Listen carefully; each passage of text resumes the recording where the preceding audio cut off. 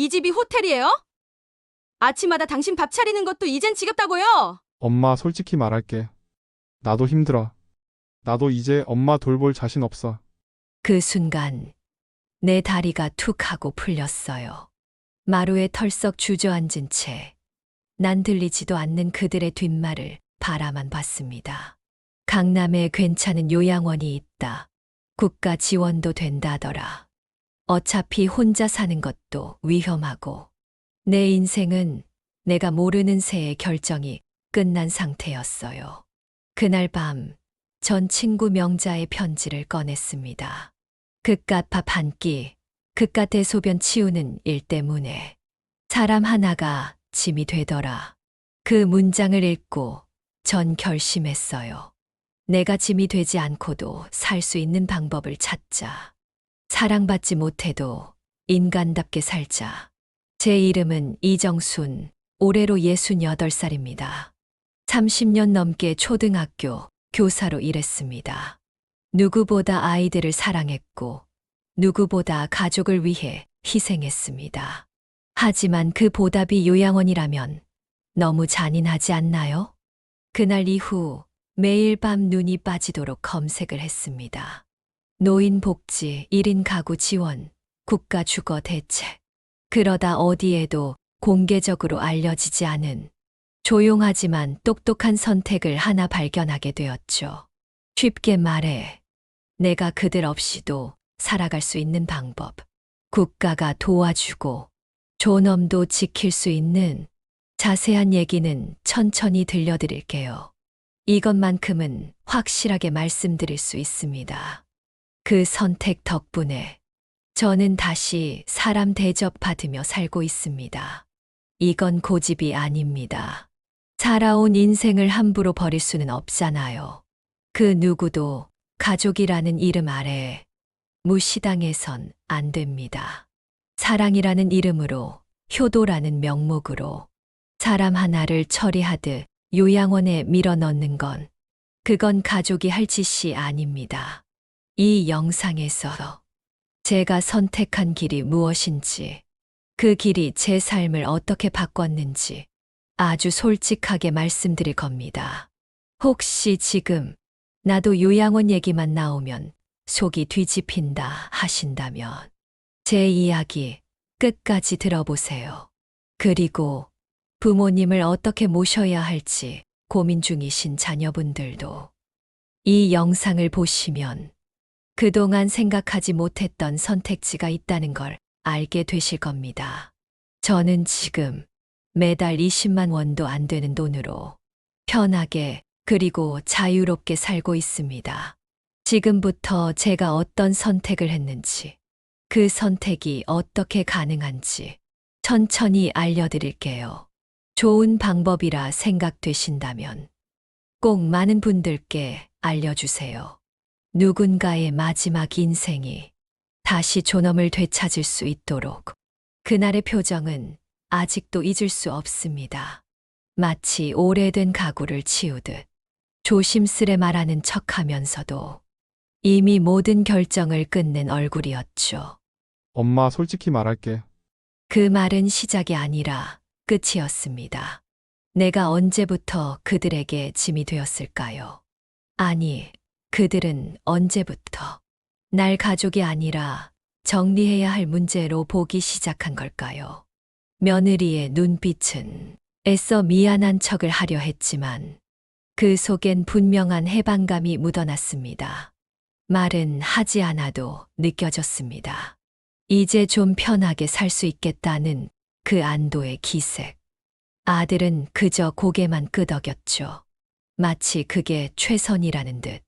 이미 수차례 머릿속으로 시뮬레이션한 듯한 얼굴.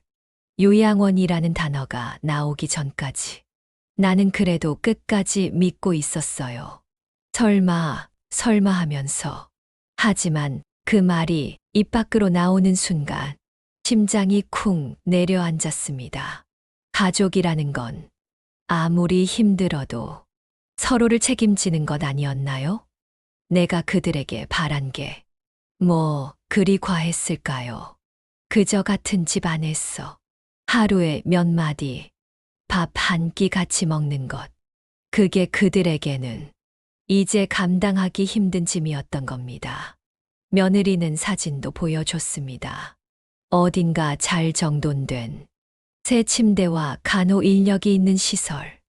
말로는 호텔 같다 했지만 그 문이 닫히는 순간 나는 외롭고 작아지는 존재가 될 거란 걸 그들은 몰랐습니다. 아니, 모르려 했던 걸까요? 그날 이후 나는 아무 말도 하지 않았습니다. 아무것도 묻지도 따지지도 않고 그저 방 안에 들어가 조용히 문을 닫았죠.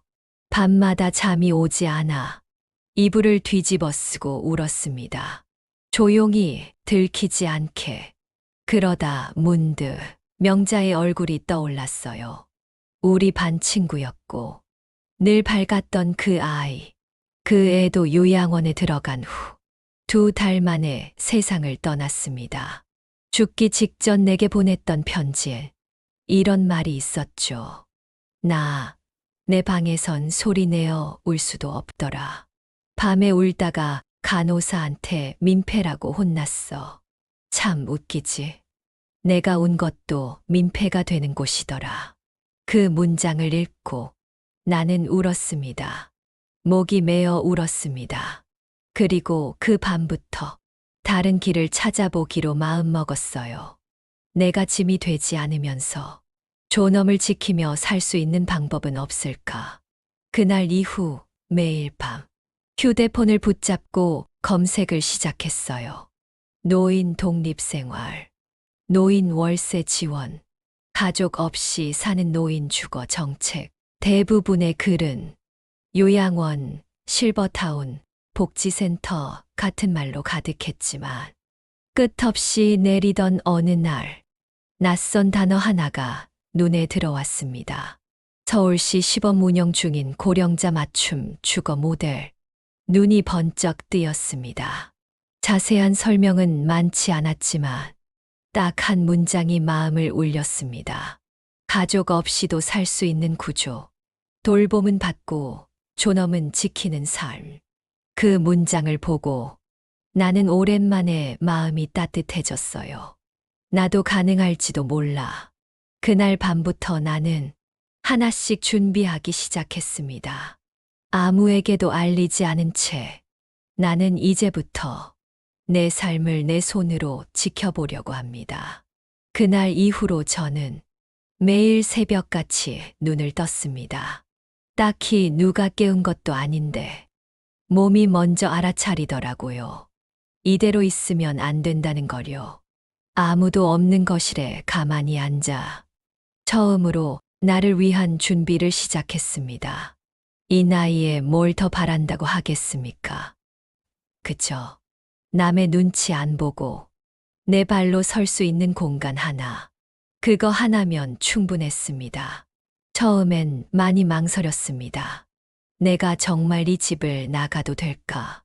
아들이 뭐라 하진 않을까? 며느리는 또 무슨 소리를 할까?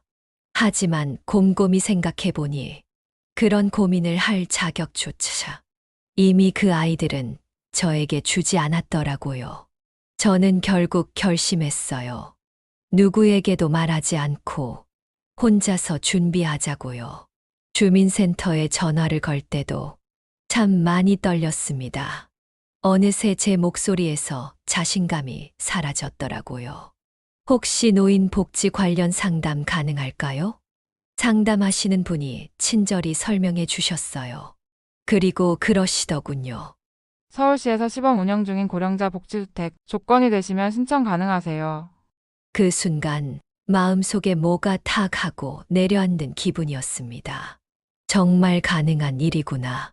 이게 그냥 신문기사 속 이야기인 줄만 알았는데 제 삶의 선택지가 될 수도 있다는 사실이 너무 놀랍고 고마웠습니다. 서류를 준비하면서 자꾸만 제 자신에게 묻고 또 물었습니다. 내가 정말 나가도 되는 걸까? 아니, 나간다고 해서 괜찮을까? 하지만 이내 생각이 정리됐습니다. 지금도 괜찮지 않잖아. 이 집에 있어도 나는 눈칫밥만 먹고 있잖아. 구청에 가서 상담받던 날, 제 손엔 작게 접은 종이 메모가 있었어요. 필요한 서류 목록, 준비해야 할 절차, 그리고 꼭 확인할 질문들. 담당자분은 제 얘기를 조용히 들으시더니 차근차근 설명해 주셨습니다. 보증금은 320만 원이고 월세는 6만 3천 원입니다. 공공임대이기 때문에 큰 부담은 없으실 거예요. 그 말을 듣고는 숨이 턱 막혔습니다. 이게 진짜 현실이구나. 아무의 눈치도 보지 않아도 되고 혼자라도 불편 없이 살 수 있는 공간. 그날 집으로 돌아오는 길, 버스 안에서 한참을 멍하니 창밖만 바라봤습니다. 햇살이 따뜻했어요. 지나가는 사람들은 모두 각자의 일상으로 분주했고 그 안에서 저는 처음으로 자유로움을 느꼈습니다. 집에 돌아와 작은 서랍을 열고 남편이 남겨준 보험금 통장을 꺼냈습니다. 그리고 교직 시절 쌓아둔 적금 통장도요. 충분했습니다. 적어도 그곳에 입주하기엔. 저는 그날부터 조금씩 짐을 정리하기 시작했습니다. 필요 없는 옷을 접고 옛날 교재들과 앨범들을 분류하고 작은 박스에 내가 정말 필요한 것만 담기 시작했어요. 아무도 모르게, 소리 없이. 하지만 제 마음은 어느 때보다 단단했습니다. 며느리는 가끔 퉁명스럽게 물었습니다. 어머니, 유양원은 좀 알아보셨어요? 저는 그냥 웃고 말았습니다. 그 애는 모릅니다. 제가 이미 다른 선택을 했다는 걸. 이미 저는 제 인생을 지키기 위한 준비를 조용히, 그러나 확실하게 시작하고 있었다는 걸요. 이건 고집이 아닙니다. 누구를 원망해서도 아닙니다. 그저 저는 이제야 비로소 제 인생을 살아보고 싶었습니다. 마지막만큼은 누구의 눈치도 보지 않고요. 짐은 많지 않았습니다.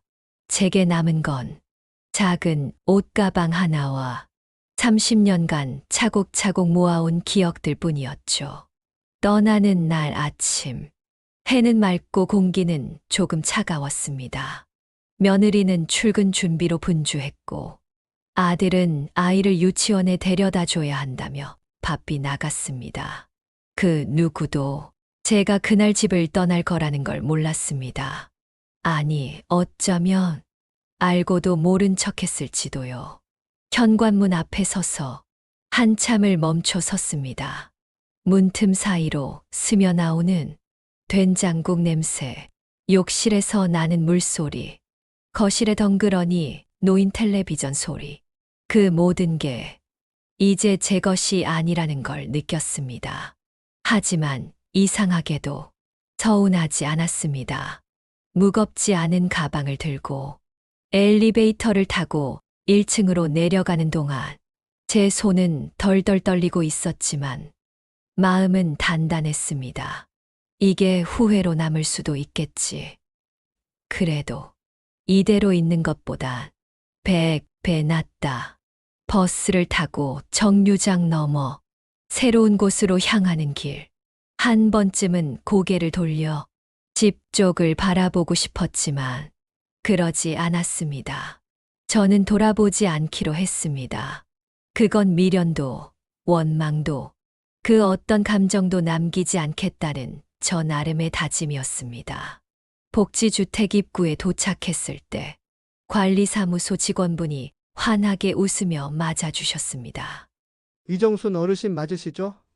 잘 오셨습니다. 방 준비 다 되어 있어요. 그 순간 그 말 한마디에 참았던 눈물이 왈칵 쏟아질 뻔했습니다. 누군가가 저를 기다리고 있었다고 말해주는 그 느낌. 그건 정말 오래간만에 느껴보는 존중이었습니다. 방은 작지만 깨끗했고 창문 밖으론 햇빛이 잘 들었습니다. 무엇보다 놀랐던 건 욕실에도 미끄럼 방지 장치가 있고 응급 호출 버튼이 있다는 사실이었습니다. 제가 불편하거나 아프면 누군가 달려와 줄 수 있다는 그 믿음. 그게 얼마나 큰 안심이 되는지 살아보니 알겠더라고요. 가방을 풀고, 옷을 걸고, 베개를 다듬고, 차 한 잔을 따르며 앉아 있으니 비로소 내 집 같다는 생각이 들었습니다. 아무도 저를 부르지 않았고, 누구의 눈치도 보지 않아도 됐습니다. 이제야 정말 내 삶이 시작됐구나. 그날 밤 저는 그동안 쓰던 작은 수첩에 이렇게 적었습니다. 2024년 3월 17일. 나는 나를 위해 처음으로 선택을 했다. 늦었지만 참 잘했다. 며느리에게 전화가 왔습니다. 어머니, 오늘 어디 나가셨어요? 아침에 안 계셔서 놀랐어요. 저는 조용히 말했습니다. 조금 늦게 들어갈 것 같아. 당분간 연락 안 돼도 너무 걱정하지 마. 그 아이는 그 말의 의미를 알지 못했겠죠. 하지만 전 괜찮았습니다. 이젠 제 삶을 제 방식대로 살기로 했으니까요. 혹시 이 영상을 보시는 분들 중에 저처럼 가족에게 조심스레 살아온 분이 계시다면 꼭 말씀드리고 싶습니다. 사람은요, 누구나 자기 공간과 존엄을 지킬 권리가 있습니다. 그걸 위해 작은 용기를 내보셔도 괜찮습니다. 어쩌면 저처럼 새로운 시작이 당신을 기다리고 있을지 모릅니다. 이 집을 나온 지 딱 일주일째 되는 날이었습니다. 그동안 아들은 단 한 통의 전화도 하지 않았습니다. 며느리는 더 심했습니다. 저를 차단했더라고요. 카톡이 아예 안 보내지더군요. 이 사용자는 현재 메시지를 받을 수 없습니다. 이게 자식이라는 것들에 하는 짓입니까? 마음이 너무 무너져서 저도 모르게 전화를 걸었어요. 아들에게요. 벨이 3번 울리고 끊겼습니다. 그리고 한참 뒤 문자 하나가 왔어요. 엄마, 지금 너무 바빠요. 급한 거면 문자로 해줘요. 그걸 보는 순간 눈물이 아니라 분노가 났습니다. 급한 거면 문자로 해. 내가 내 엄마야. 너 같은 놈을 위해 허리 휘도록 살아온 사람이라고. 며느리요. SNS에 사진을 올렸더군요. 시댁 스트레스 끝. 드디어 내 인생 시작. 캠핑장에서 고기 구우며 애 안고 찍은 사진. 그 사진 보면서 제가 뭘 느꼈을 것 같으세요? 그 애한테 난 그냥 스트레스였답니다. 참 기가 막히고 웃음만 나오더군요. 그날 밤 저는 방 안에 불도 안 켜고 혼자 소주를 한 병 다 마셨습니다. 이런 꼴 처음이었습니다. 눈물도 안 났어요. 그냥 화만 났습니다. 내가 이렇게 살아서 뭐 하나. 가족도 없고 연락도 없고 나는 그냥 버려진 거더라고요. 근데 그때 복지주택관리실에서 전화가 왔어요. 어르신, 내일 점심은 저희가 준비할 테니 같이 식사하시죠. 요즘 얼굴이 안 보여서요. 목소리가 참 따뜻했어요. 진심이 느껴졌어요. 그 말 한마디에 눈물이 주르르 흐르더군요. 낯선 사람인데 그 누구보다 저를 걱정해주고 있었습니다. 점심 먹으러 내려갔더니 옆에 계시던 어르신이 그러시더라고요. 혼자 사는 거요. 처음엔 서럽지. 근데 진짜 무서운 건 가족인데 가족이 아닌 사람들이요. 그 말이 제 가슴을 후벼 팠습니다. 맞아요. 진짜 무서운 건 피를 나눈 가족이 제일 먼저 나를 쓰레기처럼 버리는 거였습니다. 그날 밤 저는 다시 휴대폰을 켜고 아들의 연락처를 삭제했습니다. 그리고 며느리도 차단. 더 이상 기대하지 말자. 이 사람들은 내 삶에 없어도 되는 존재다. 제가 이렇게 말하면 너무 과한 거 아니냐고 하시는 분도 계시겠죠. 하지만요, 그 사람들이 먼저 선을 넘었습니다. 내가 언제 손자 봐달라 했습니까? 내가 언제 밥 해달라 했나요? 그저 한 끼 따뜻하게 같이 먹자고 했을 뿐인데 그게 그렇게 죽을 죄였습니까? 저는 이제 가족이라 부르지 않습니다. 그 사람들은 그저 나를 거쳐간 남일 뿐입니다. 그리고요, 마음의 결심을 했습니다. 이제부터는 나 혼자 살아도 절대로 무너지지 않겠다고. 그리고 언젠가 저를 이렇게 버린 그 사람들에게 봐라, 나는 이렇게 잘 산다 하고 보여줄 겁니다. 복지주택에서의 삶이 처음엔 참 낯설었습니다. 혼자 밥 먹고, 혼자 자고, 혼자 울고. 근데 이상하죠. 그게 시간이 지날수록 점점 익숙해지더라고요. 아무도 문을 쾅 닫지 않았고, 아무도 엄마, 밥 아직 안 됐어요 라고 소리치지 않았고, 혼자인데 외롭지 않았습니다. 왜냐고요? 사람 대접을 받고 있으니까요. 그날은 비가 오는 날이었습니다.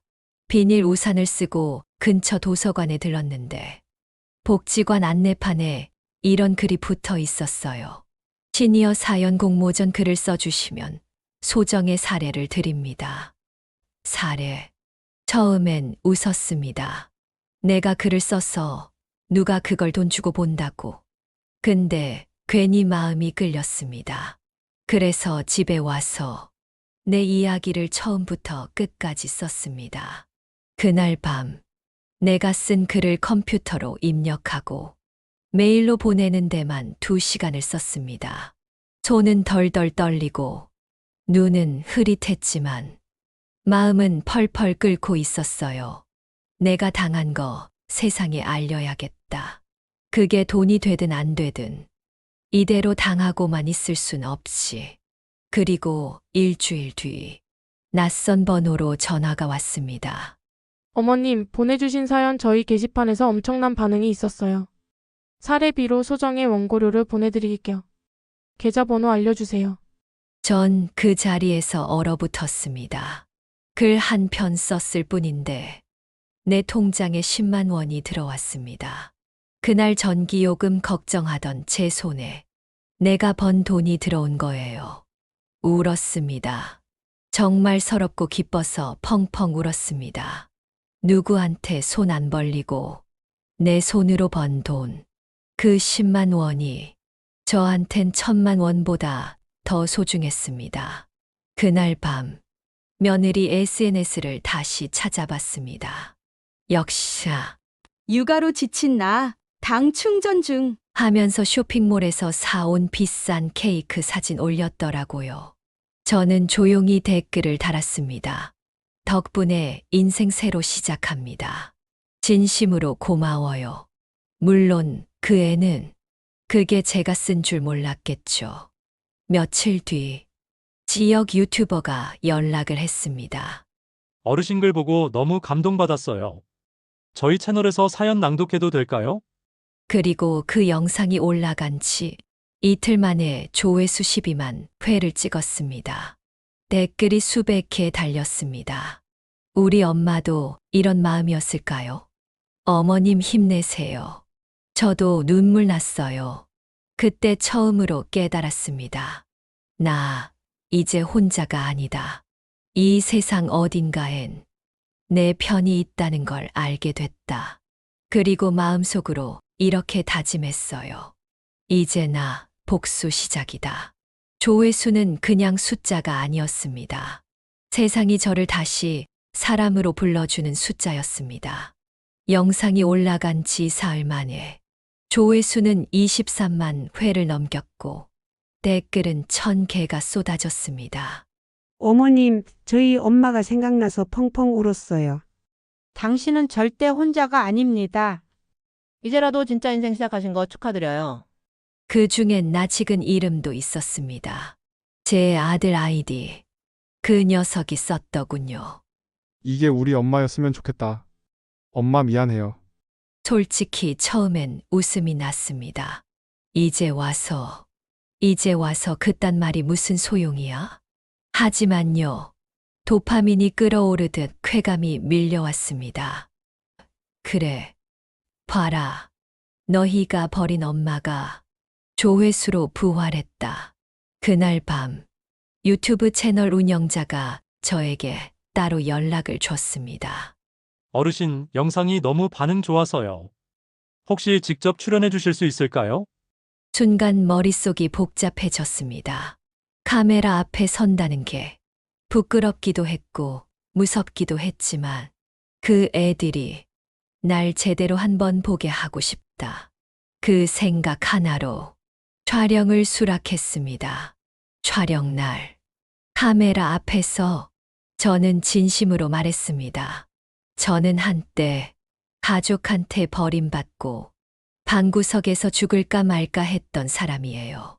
근데 지금은 조회수로 댓글로 다시 살아나고 있어요. 그 선택 덕분에 저는 다시 사람 대접받으며 살고 있습니다. 그 영상은 단 이틀 만에 조회수 58만 회를 돌파했습니다. 그리고 그 순간 전화가 왔습니다. 아들이었습니다. 엄마, 나 지금 영상 봤어. 목소리가 떨렸습니다. 저는 담담하게 말했죠. 그래.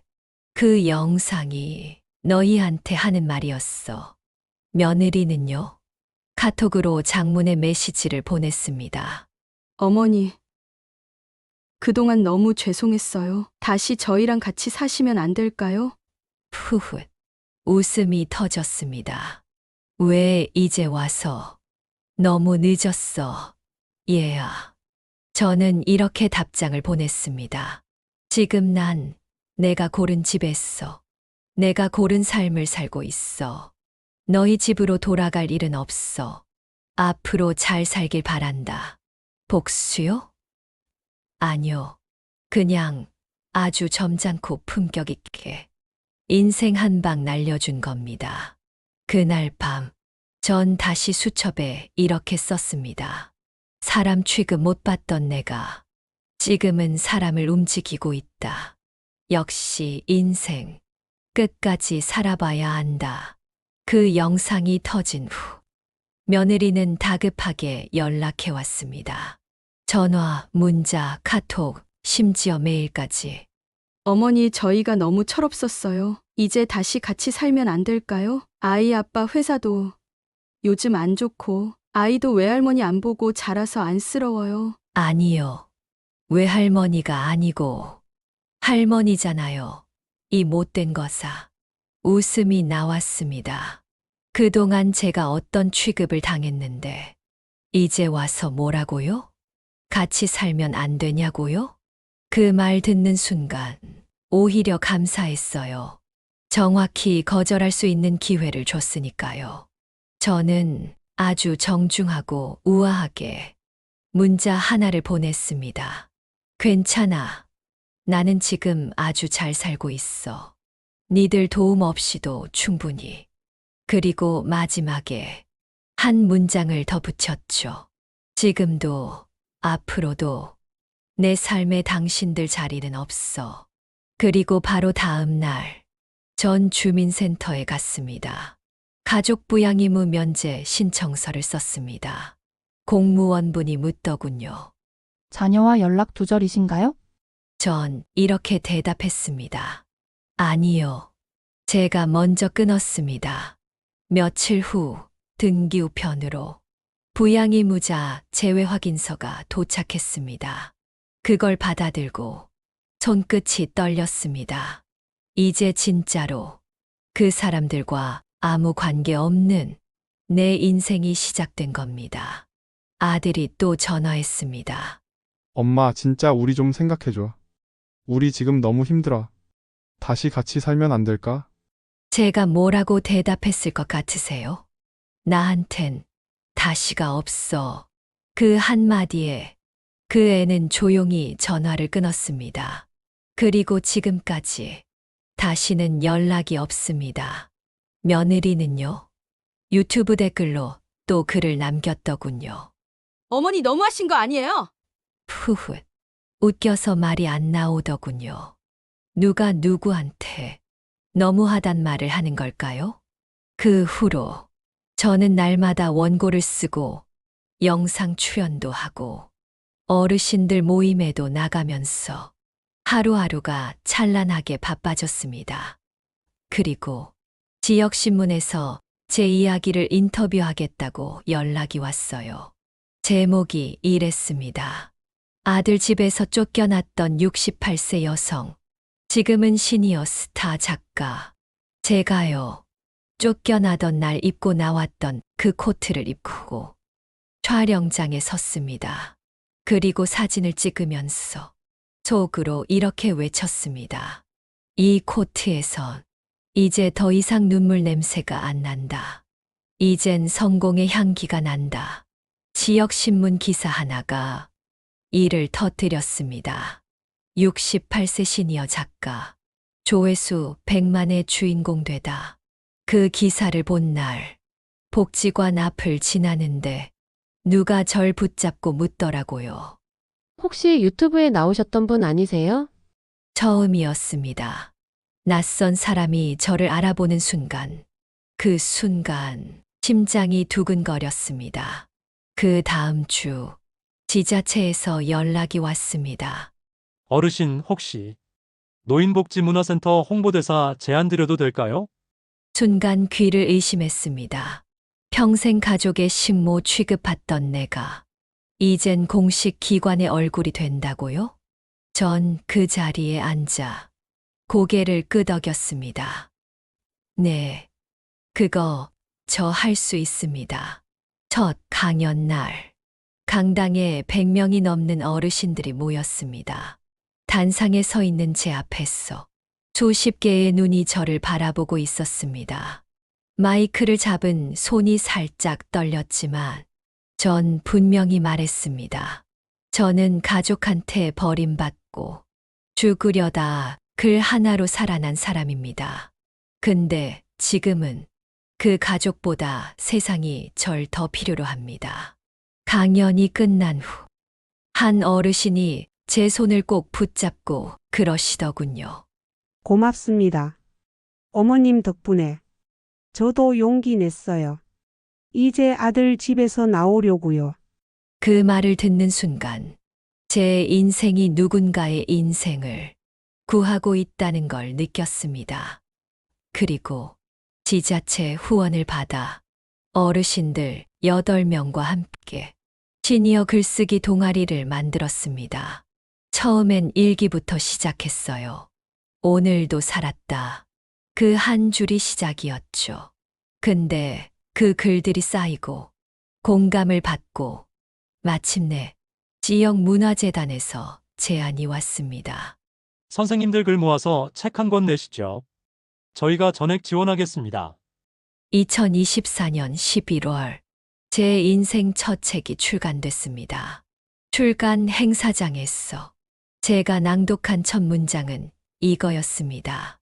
누군가에게 버려진 날이 내가 다시 태어난 날이었다. 책이 나오고 공영방송 다큐팀에서 취재가 들어왔고 유튜브 구독자는 10만 명을 돌파했습니다.